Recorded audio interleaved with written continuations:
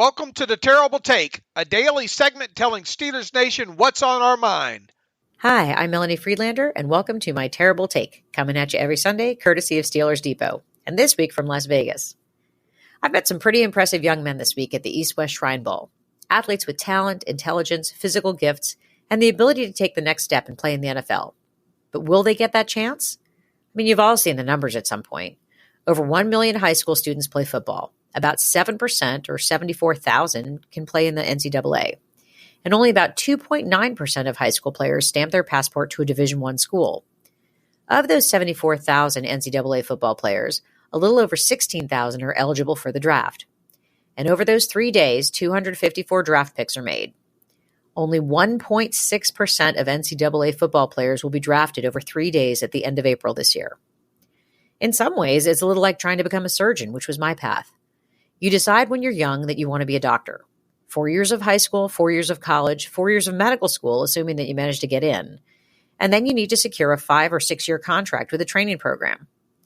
You visit hospitals and interview with surgeons and residents, trying to convince them why you're the right person for their program, the right player for their scheme. You enter the residency match. You submit your list of programs in your order of preference, and the residency programs do the same. And it all comes down to that one day in March that decides the rest of your life. Will you get the training program that will help you learn and grow and become the best you can be? Or will you be disappointed, left to scramble for a less than permanent job? In surgery, it's a preliminary year, a 1-year contract to show that you can do the job you weren't offered. In the NFL, it's an undrafted rookie free agent deal. The hours, blood, sweat, and tears that an athlete invests to make the dream of playing in the NFL come true can't be counted or measured. It's in the off-season training, the solo workout sessions, the endless study of technique and strategy, the smart nutritional choices when a burger or 3 might sound better. And meeting these players, getting to know them just a little bit, makes you root for them to succeed that much harder. To get an invitation to the Senior Bowl, the East-West Shrine Bowl, or the NFLPA Bowl, a college athlete must already have reached a high level of performance. But it's just another step in the process. To make that next jump takes tremendous talent and maybe just a little bit of luck. These players that I have watched are funny and articulate. They have a deep knowledge of the game and a drive to get better. They have dreams of achievement and also of providing financial security to their families for the future.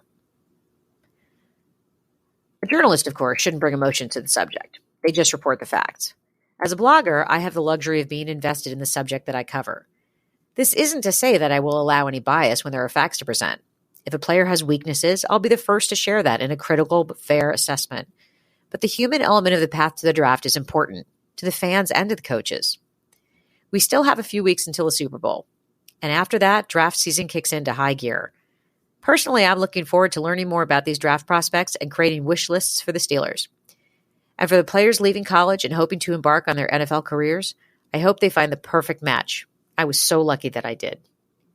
Thanks for listening to my take. You can follow me on Twitter @GirlSurgeon. Be sure to follow us at SteelersDepot.com and check out episodes of The Terrible Take every day at 5 p.m. Eastern Time. And check out The Terrible Podcast with myself and Alex Kozora every Monday, Wednesday, and Friday.